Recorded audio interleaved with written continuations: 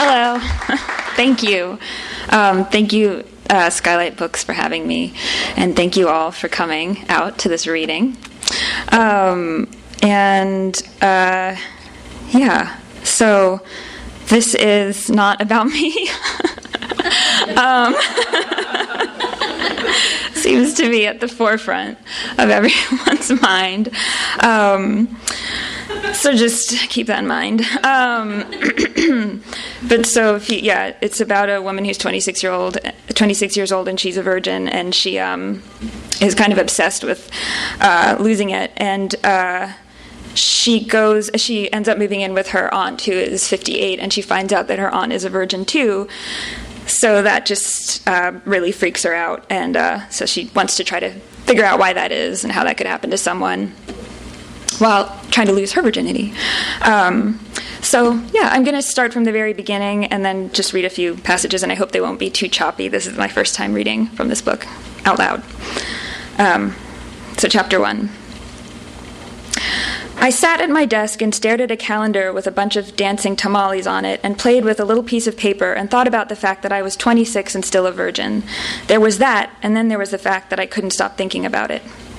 Chelsea Maitland. She was my first friend to lose her virginity. She was 15.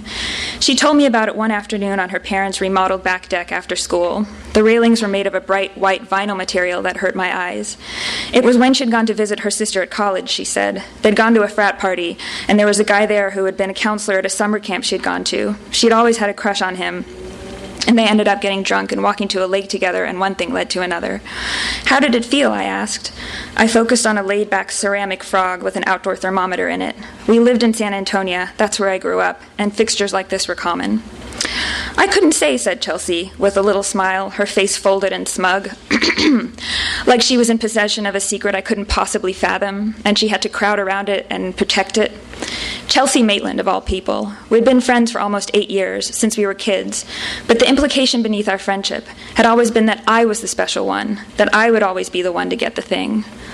The phone on my desk rang. It was my boss. Hi, Julia, she said. Can you meet me for a quick chat? Sorry, are you in the middle of anything? Oh, no, I said. And then before I could stop myself, I was just staring at a calendar with tamales on it that someone left here, I think. It's not mine. There was a pause. See you in 10? Sure, I said. I shoved the calendar into a desk drawer and brushed off my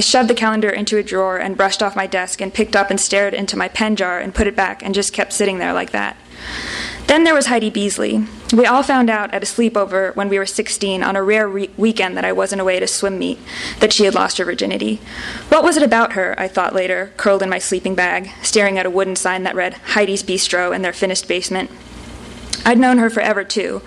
I remember one afternoon in the activity room of a church. This was when my parents were going through their Christian phase. She had cried and said she'd cried because she was trying to thread a bunch of jelly beans into a necklace and they'd fallen apart. And now her face was always soft with daydreams, and she would thoughtfully chew on the end of a lock of hair and stare into the distance. I'm 16, I thought at the time. It wouldn't be long before it was my turn. Danielle Crenshaw. She was on my high school swim team, and so we were at a lot of meets together. One afternoon, we're all lingering, taking longer than usual. She's in purple leggings and a big floppy sweater, and she's doing her favorite thing, which is to show off her sex moves via a little hip-hop dance. You gotta get down on it, she said, rolling her chest forward and squatting. You gotta get down on it. Everyone shrieked with laughter, including me. But really, I was marveling at her authority with the subject matter, to have gotten down on it so many times that you could confidently riff on it like that, without being afraid anyone would doubt your experience. Skipping ahead a little. Senior year, there was Kimmy Fitzgerald. People liked Kimmy because she was nice to everyone. She always wore a winter coat that she allowed her grandmother to sew little bits of fabric into, so that it made a kind of hideous patchwork. And she somehow got away with this due to a grave, dreamy manner that repelled criticism, because you could tell on some innate level that she wouldn't care what anyone said. One night, a group of us girls were at an all-night Greek diner that people from our high school went to. We were talking and picking at waffles and drinking coffee. At the booth next to us was a group of boys from another school being loud and stealing looks at us. We made a show of ignoring them. One was wearing a boxy black button-down shirt like a waiter would wear, and had greasy blonde hair and a broad face with wire glasses that were too small. On first glance, he looked pinched and insolent, like a bully. But then, when we were leaving the diner out in the parking lot, this same guy came up to us. His friends were hanging back, embarrassed, as he got down on one knee and presented to Kimmy a flower he had made out of a paper placemat. "A rose for a rose, m'lady," he said. We all laughed in a mean, choppy way and rolled our eyes, although you could see in that gesture where he was putting everything to the front. You could see the way he was brave and open-hearted, even though he wasn't handsome or wearing the right clothes. Any one of us would have ignored him, but Kimmy didn't. She saw the happiness that was leaping out at her, and she took it. She stepped forward and, to everyone's surprise, said, "Why, thank you." Okay, now I'm skipping forward again. And this is when Julia is at her aunt's house, and she's just pondering her predicament, like, very intensely. When was the last time you wanted something? Wanted it so badly that the very grip of your wanting seemed to prevent you from actually getting it, because you were throwing things off with your need, holding too hard, jarring things out of joint. My virginity composed about 99% of my thought traffic. I concentrated on it, trying to drill it down to its powder, its particle elements, trying to recategorize it, impose different narratives on why this had happened. I knew the way it worked, too, that certain attitudes would attract certain things. I knew that if you ignored something, stepped away from it, allowed yourself to breathe, it would come to you. It was like when I worked at the box office at San Antonio Stage one summer, and I had to open the wonky combination lock to the safe, and sometimes the harder I tried, the more stuck it would get. But if I gave it a moment, allowed myself to float away, I had that necessary confidence, finesse, whatever that thing is that certain dim athletes and movie stars have, that insouciance that causes all the cogs in your universe to sync, gives you easy passage, the lock would click. And that was the problem. To want something so badly was to jam yourself into the wrong places, gum up the works, send clanging vibrations into the cosmos. But how can you step back and affect nonchalance? When I really wanted to torture myself, I'd think of Eddie Aviles. He was the guy who, in high school, had most closely resembled someone you could call my boyfriend. And what really stuck with me about it, thinking back, was his general optimism and knee-jerk decency, how I hadn't realized what a nice person he was. I would remember the time he squeezed each of my fingertips on the dusty blue tarp in the middle of the track field, his tiny kitchen and terrifying father, his strange jeans, the beat-up neon yellow lunch satchel he would always bring to school. It was only in hindsight that I realized Eddie was extremely poor, how he would feel like a pile of firewood, all jangly and warm, lying on top of me when we were watching a movie in my basement. There was the time where we were in his small, sunlit kitchen with our homework spread out in front of us on the table. We reached a kind of lull, a resting point in the conversation, and he does this thing.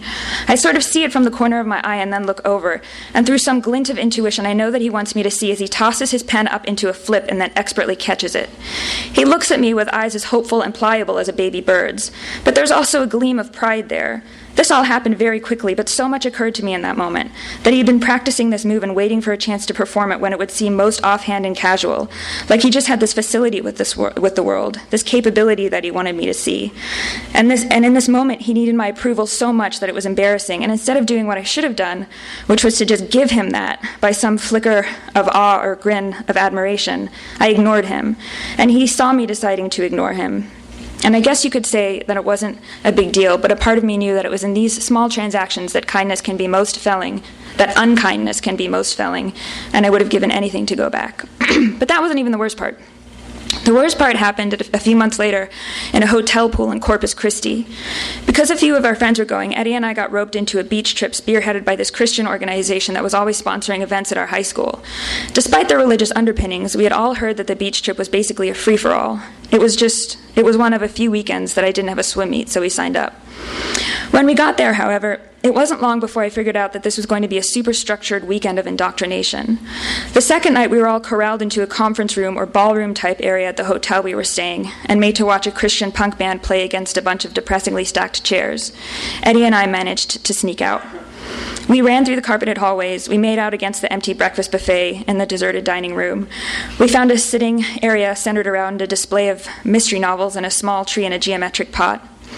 Hopped up on the warm hotel air and the sense of escape, we decided to find the roof. Instead, we found the pool. It was deserted, bright, humid, and sultry, with a shine-like sense of stillness and fake, spiky trees in each corner. We tested the water, and it was warm. We stripped down to our underwear and climbed in. Eddie got out, sculpted his hair into a wet mohawk, and cannonballed. We breathed into each other's mouths underwater. At a certain point, we were kissing against the sides, sitting on an underwater outcropping, like a stair or ledge. Eddie pulled back and said to me, "Do you want to?" He said it without any pressure, as if this was just a one-time thing, a toss-off, the perfect crest to our little escape, and not something we'd slowly, languidly been building toward. He said it with warmth and a sense of adventure.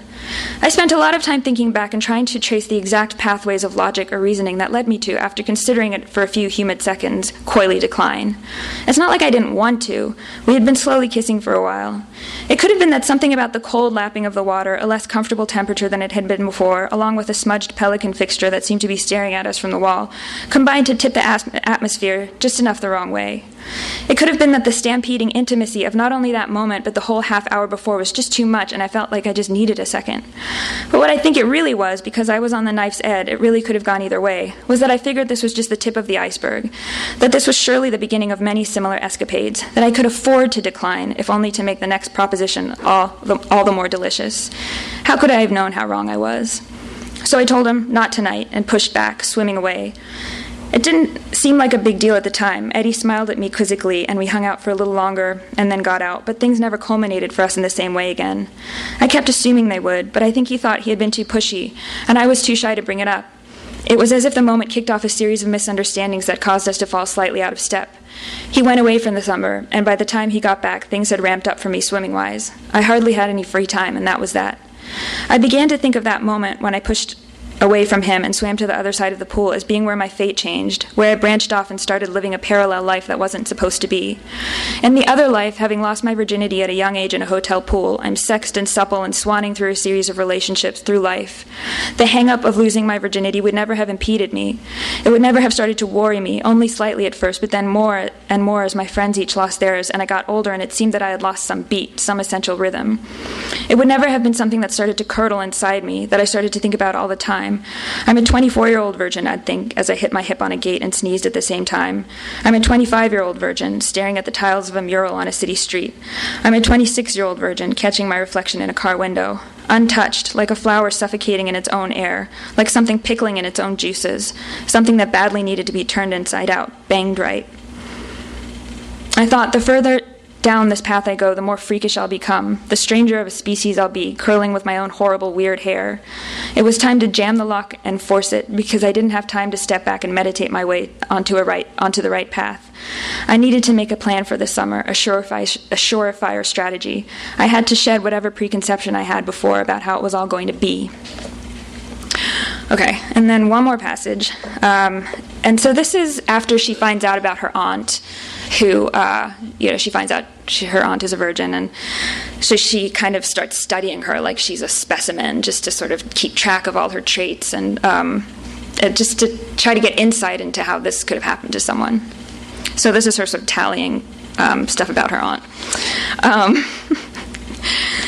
She had a kind of domestic finesse that allowed her to do little old-fashioned things well. Make preserves and then label the jars with pleasing cursive, tie perfect bows, bake rustic-looking scones without consulting a recipe. She often had lipstick on her teeth and had a habit of shaking her wrist to get her watch to sit right.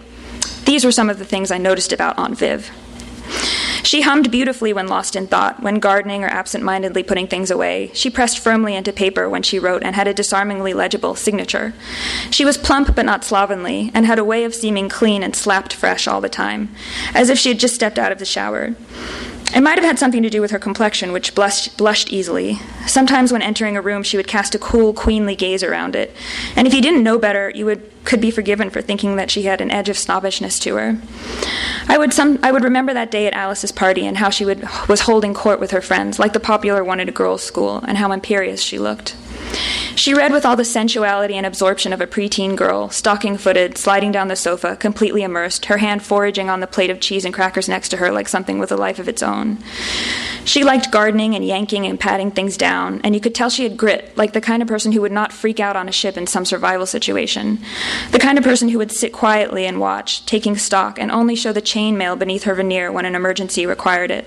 She was a survivor, Aunt Viv. That, I felt, was true, even if sometimes when she laughed it was like the tinkling of simple, pretty light. She looked more exhausted than a World War I soldier when she got home from work. I watched her once from the top of the stairs when she couldn't see me. She dropped her bag in place and stared at herself in the hallway mirror. She yanked the little scarf off her neck and hung it on a brass hook, shrugged off her linen blazer and hung that up too, so she was just wearing a white shirt, a circle at the collar revealing her red chest, pulled her earrings off.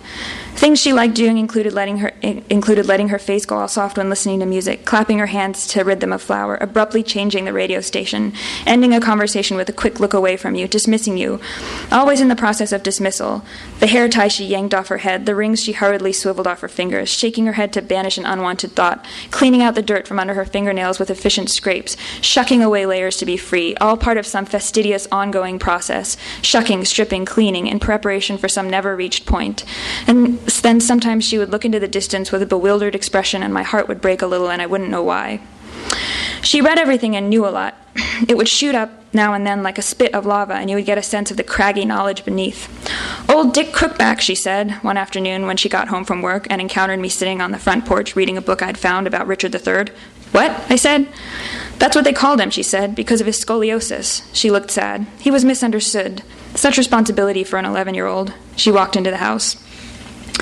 Once when I came home from work, she was in the garden and called me over and took my wrist and pressed something into my hand. It was an arrowhead. "See," she said. It was black and pointed and hard as all get out. I knew that in bed she would be frank and jubilant, if she ever had the chance. She would let her hair down next to a campfire. She would squat in the mornings outside the tent to make coffee. She would look at a lover across a campfire with all kinds of mischievous understanding. She would be playful, with a wolf mother protectiveness, and also a lot of fun. I could see all of these things about her, or so it seemed, and yet none of them told me anything, said anything about why she was in the state she was in, why she hadn't ever been with a man. A more womanly woman never seemed to have existed, and you would agree, too, if you saw her in one of her freshly laundered linen shirts, her chest heaving as she dug for something in the garden, looking up and wiping the sweat from her brow with a gloved wrist, tying her hair up with all this elegant authority.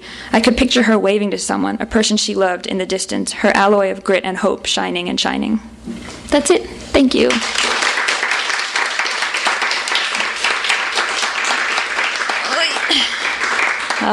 So we can do a Q&A, a short Q&A, if anybody has any questions.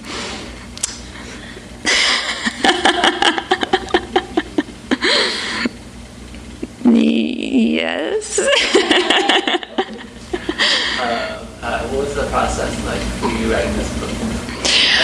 The other one? Well, this one took about 2 years, and it was... and then there was about probably 5 or 6 months when I wasn't working on it, but there wasn't anything too distinctive about it. It just was like a lot of writing and rewriting and tightening and then shucking away stuff that wasn't working. And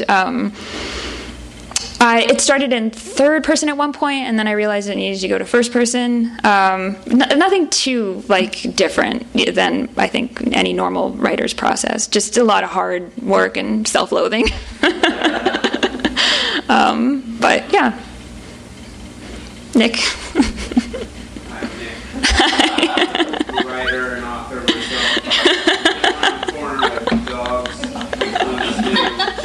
Very cool. Very cool.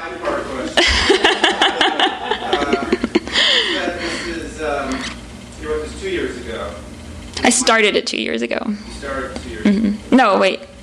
I sold it about a year and a half ago, so started it probably 3 years ago. It's about a 26-year-old. Yeah. I'm just trying to do the math. How old are you? 36. Okay, so it's definitely not about you. You're such a canny reader. Yes, the piercing questions. That's all. Okay. Thank you. Thank you for attending this reading. Yes. Okay, so you said it's not about you, but is it based on or inspired by anyone, or a combination of? It's sort of inspired. So I have an aunt who is not a virgin, but she got married pretty young, and then got divorced about a year and a half after she got married. And then, since the age of probably like 25, she just has never been with anybody. And it's just kind of this big mystery in our family, because she's wonderful in every way, and attractive and smart and funny and everything. Like, she'd make such a great companion. And it doesn't seem like it's this thing where, like, it's like a choice that she secretly doesn't want to meet anybody, or that she's secretly gay. I don't think it is any of that stuff. And she does seem to bear a lot of loneliness. And so it's been this mystery and source of sadness in our family for a long time. And I just kind of wanted to explore that, like, what, it was my way of exploring that question, like, how did this happen to Melanie? Is it the worst thing in the world? I mean, it's funny because I feel like I shouldn't be so specific about who it is, because I told her I wouldn't, but I feel like this isn't like a radio interview, so who cares? But yeah, so it was my way of just kind of trying to answer that question, because I just love her so much, and I feel like it's just so unfair that she just never met anybody. And maybe she still will. She's 58. It's not like, she's still got a few decades maybe of decrepit life to continue. Just kidding. But she could still meet someone. Anyway, so it was like, it's loosely based on her. I mean, it's actually not really based on her, but it's based, the character of Aunt Viv is nothing like her. But it's based on the question. And I just thought it would be interesting to have someone who was sort of just starting to really reckon with the question of if they were, like, when am I going to meet someone, and, is it ever going to happen, and then have her confronted with, like, her worst case scenario, like, yes, it can happen that you don't meet anybody. It's not like a romantic comedy, like, people do end up alone sometimes. And so that was the sort of broth from which this book arose. Yeah. Any other questions? Yes? Is this your first book that you've written? This is my second book. Yeah. My first book is called The Patterns of Paper Monsters. Yeah. As a writer, what did you learn about yourself after finishing this book? I think I learned that I guess it felt good to finish a second one, because then it was like, okay, the first one wasn't just like a fluke, so I think it made me feel more like a real novelist, like, oh, I actually can do this. I've done it twice now. And so you just, I kind of, now I think I have more of a sense of what it takes exactly, and all of the trial and error and fits and starts and ups and downs along the way. So I think it made me feel more like a real writer to have written 2 novels. Yeah. Thank you. Any other questions? Thank you very much. Thank you for coming. You've been listening to the Skylight Books author reading series. Don't forget, you can listen to this and all our other great podcasts at skylightbooks.com. And we hope to see you soon.